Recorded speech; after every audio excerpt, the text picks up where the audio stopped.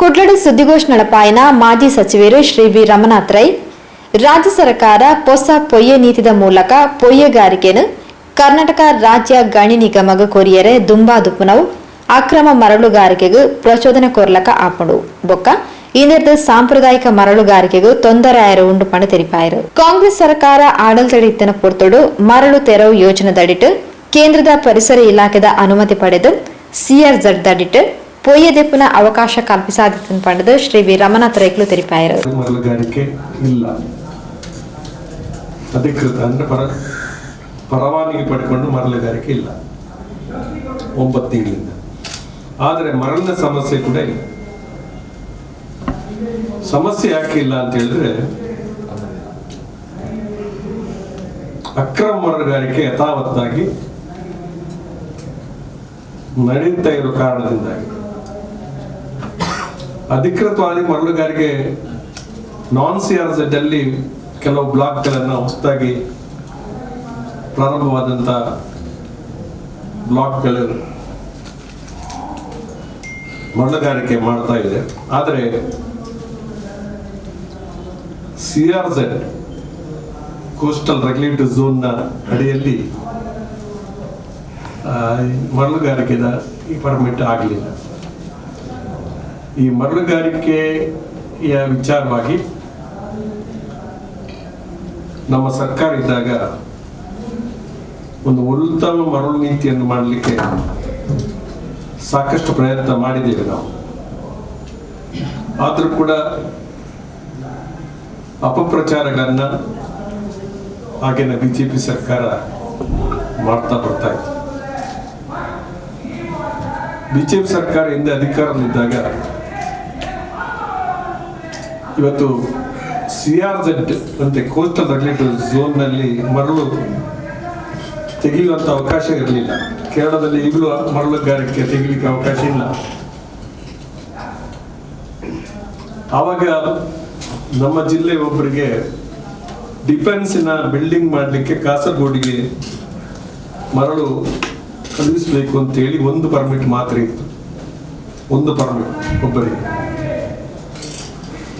ನಂತರ ದಿವಸಗಳಲ್ಲಿ ನಮ್ಮ ಸರ್ಕಾರ ಬಂದ ಮೇಲೆ ಸಿಆರ್ಝೆಡ್ ವ್ಯಾಪ್ತಿಯಲ್ಲಿ ಸ್ಯಾಂಡ್ ರಿಮೂವಲ್ ಅಂತೇಳಿ ಪರಿಸರ ಇಲಾಖೆಯ ಅನುಮತಿಯನ್ನ ಮಾಡಿ ಕೇಂದ್ರ ಸರ್ಕಾರದ ಅನುಮತಿಯನ್ನು ಕೂಡ ಮಾಡಿ ಮರಳು ತೆಗೆಯುವಂತ ವ್ಯವಸ್ಥೆ ಇತ್ತು. ಅದನ್ನು ಕೂಡ ಸರಿಯಾದ ರೀತಿಯಲ್ಲಿ ಆಗ್ತಾ ಇಲ್ಲ ಅಂತ ಹೇಳಿ ಬಹುಶಃ ಅದಕ್ಕೆ ಒಂದು ನೀತಿಯನ್ನ ಮಾಡಿ 2016ನೇ ಇಸ್ವಿಯ ನೀತಿ,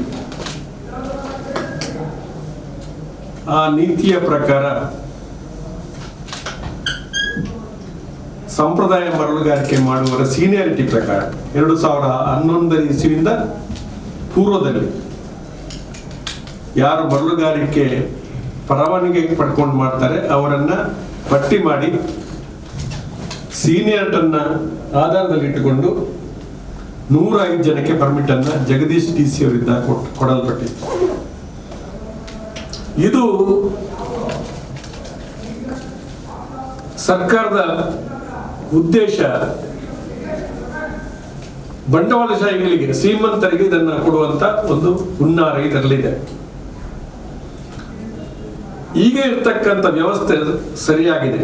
ಈಗ ಇರ್ತಕ್ಕಂಥ ವ್ಯವಸ್ಥೆ ಮೊನ್ನೆ ಪುತ್ತೂರಿನಲ್ಲಿ ಮರಳುಗಾರಿಕೆ ಮಾಡ್ತಕ್ಕಂಥ ಎಲ್ಲ ಪಕ್ಷದವರು ಇದ್ದುಕೊಂಡ್ರು, ಅವರೊಂದು ಚರ್ಚೆ ಮಾಡಿದ್ರು. ಈಗ ಇರ್ತಕ್ಕಂಥ ವ್ಯವಸ್ಥೆ ಸರಿ ಇದೆ ಅಂತ.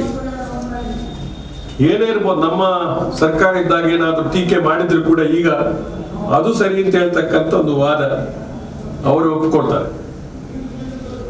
ಸಿಆರ್ಝೆಡ್ ನಲ್ಲಿ ಸಂಪ್ರದಾಯ ಮರಳುಗಾರಿಕೆ ಮಾಡುವವರಿಗೆ ಸೀನಿಯಾರಿಟಿ ಪ್ರಕಾರ ಕೊಡ್ತಕ್ಕಂಥದ್ದು ಒಂದು ಪಾಯಿಂಟ್ 1.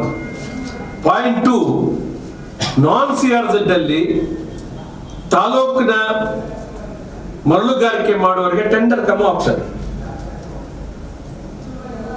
ಇದರಿಂದ ಸರ್ಕಾರದ ಬೊಕ್ಕಸ ಕೂಡ ನಷ್ಟ ಆಗುವುದಿಲ್ಲ.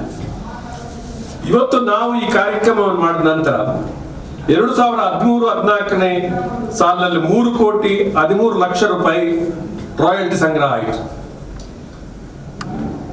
14-15ರಲ್ಲಿ 3,47,00,000 ಚಿಲ್ಲರೆ ರಾಯಲ್ಟಿ ಕಲೆಕ್ಷನ್ ಆಯಿತು. 2015-16ರಲ್ಲಿ 5,11,37,000 ಹೀಗೆ ಈ ಒಂದು ರಾಯಲ್ಟಿ ಪಡೆತಕ್ಕಂತ ಜಾಸ್ತಿ ಆಯಿತು. ಈಗ ಮೊನ್ನೆ 9 ತಿಂಗಳಿಂದ CRZ ಅಲ್ಲಿ ಇದಿಲ್ಲ, 9 ತಿಂಗಳಿಂದ ತೆಗಿತಾ ಇಲ್ಲ. ನಾನ್ CRZ ಅಲ್ಲಿ ಕೆಲವು ಕಡೆ ಆಗ್ತಾ ಇದೆ. ಅದು ಕೂಡ ನಮ್ಮ ನೀತಿಯ ಪ್ರಕಾರ ಈಗ ಅದು 1,54,00,000 ಸಂಗ್ರಹ ಆಗಿದೆ. ಅದು ಕೂಡ ಕಡಿಮೆ ಸಂಗ್ರಹ ಆಗಿತ್ತು. ಅದು ಕೂಡ ನಮ್ಮ ಒಂದು ನೀತಿಯ ಪ್ರಕಾರ ನಾನ್ CRZ ಅಲ್ಲಿ ಕೆಲವು ಬ್ಲಾಕ್ಗಳಲ್ಲಿ ಮರಳು ತೆಗೆಯುವಂತ ಕಾರ್ಯಕ್ರಮ ಇರುವುದರಿಂದಾಗಿ 1,54,00,000 ಇವತ್ತು ಸಂಗ್ರಹ ಆಗಿದೆ. ಇವತ್ತು ಕೆಲವು ಬಿಜೆಪಿ ಮುಖಂಡರುಗಳ ಒಂದು ಒತ್ತಾಸೆಯಿಂದ ಇಂತಹ ಒಂದು ಅಕ್ರಮ ಮರಳುಗಾರಿಕೆ ನಮ್ಮ ಜಿಲ್ಲೆಯಲ್ಲಿ ದೊಡ್ಡ ಪ್ರಮಾಣ ನಡೆಯುತ್ತಿತ್ತು ಅನ್ನೋದನ್ನ ನಾನು ಗಮನಕ್ಕೆ ತರಲಿಕ್ಕೆ ಇಷ್ಟಪಡ್ತಾ ಇದ್ದೇನೆ. ಹೊಸ ನೀತಿಯ ಅಗತ್ಯ ಇಲ್ಲ. ಹೊಸ ನೀತಿ ಬಂದ್ರೆ ಸಂಪ್ರದಾಯ ಮರಳುಗಾರಿಕೆ ಮಾಡುವವರಿಗೆ ಖಂಡಿತ ಅನ್ಯಾಯ ಆಗುತ್ತೆ ಮತ್ತು ಅಕ್ರಮ ಮರಳುಗಾರಿಕೆಯರಿಗೆ ಪ್ರೋತ್ಸಾಹ ಕೊಟ್ಟಂತಾಗಿದೆ. ಅಕ್ರಮ ಮರಳುಗಾರಿಕೆ ಜಾಸ್ತಿ ಆಗುತ್ತೆ. ಸಂಪ್ರದಾಯ ಮರಳುಗಾರಿಕೆಯವರಿಗೆ ಅನುಮತಿ ಸಿಗದಿದ್ದಾಗ ಅಕ್ರಮ ಮರಳುಗಾರಿಕೆ ಜಾಸ್ತಿ ಆಗುತ್ತೆ. ಆದ್ದರಿಂದ ಹೊಸ ನೀತಿ ಬೇಡ. ಇವರು ಮರಳು ತೆಗೆಯುವಂತವರು ಪಕ್ಷಾತೀತವಾಗಿ ನಮಗೆ ಇಂದಿನ ಮರಳು ನೀತಿ ಬೇಕು ಅಂತ ಹೇಳ್ತಕ್ಕಂಥ ಮಾತನ್ನು ಅವರು ಹೇಳ್ತಾ ಇದ್ದಾರೆ. ಆದ್ದರಿಂದಾಗಿ ನಾನು ಹೇಳ್ತಕ್ಕಂಥದ್ದು, ಕರ್ನಾಟಕ ಸ್ಟೇಟ್ ಮೈನಿಂಗ್ ಕಾರ್ಪೊರೇಷನ್ಗೆ ಲಿಮಿಟೆಡ್ಗೆ ಕೊಡುವ ಬದಲು ಹಿಂದೆ ಇದ್ದ ಈಗಾಗಲೇ ಕೊಟ್ಟಿದೆ ಕೆಲವು ಸ್ಕ್ರೂಟಿನಿ ಇದೆ, 30 ಮಂದಿಯ ಸ್ಕ್ರೂಟಿನಿ ಇದೆ. ಅವರು ಕೊಟ್ಟರೆ ಈ ಸಮಸ್ಯೆಗಳು ಪರಿಹಾರ ಆಗುತ್ತೆ. ಮತ್ತು CRZ ಅಲ್ಲಿ ಸಂಪ್ರದಾಯ ಮರಳುಗಾರಿಕೆ ಮಾಡ್ತಕ್ಕಂಥ ಸೀನಿಯಾರಿಟಿ ಪ್ರಕಾರ ಕೊಡಬೇಕು. ಸೀನಿಯರ್ ತಪ್ಪಿಸಿಕೊಡುವಂಥದ್ದಲ್ಲ. ಯಾಕೆ ಜಗದೀಶ್ ಜಿಲ್ಲಾಧಿಕಾರಿ ಇದ್ದಾಗ ಅದನ್ನು ಸೀನಿಯಾರಿಟಿ ಪ್ರಕಾರ ಕೊಟ್ಟಿದ್ದಾರೆ. 2011ನೇ ಇಸ್ವಿಯ ಮೊದಲು ಯಾರು ಮರಳುಗಾರಿಕೆ ಮಾಡ್ತಿದ್ರು ಅವರಿಗೆ ಅವಕಾಶವನ್ನು ಕೊಟ್ಟು ಆ ನಂತರ ಸೀನಿಯಾರಿಟಿ ಪ್ರಕಾರ ಈ ಮರಳು ಯಾರು ಅಧಿಕೃತವಾಗಿ ತೆಗಿತಾರೆ ಅವ್ರಿಗೆ ಕೊಡ್ತಕ್ಕಂಥ ವ್ಯವಸ್ಥೆಯನ್ನ ಆಗ್ತಾ ಇತ್ತು. ಆದ್ರಿಂದ ನಾನು ಈ ಹೊಸ ನೀತಿಯ ಅಗತ್ಯ ಇಲ್ಲ. ಕಚ್ಚಾ ತೈಲ ಬೆಲೆ ಕಮ್ಮಿ ಆವೊಂದಿತ್ತಂಡಲ ಪೆಟ್ರೋಲ್ ಬೆಲೆ ಏರಿಕೆ ಆವೊಂದುಂಡು.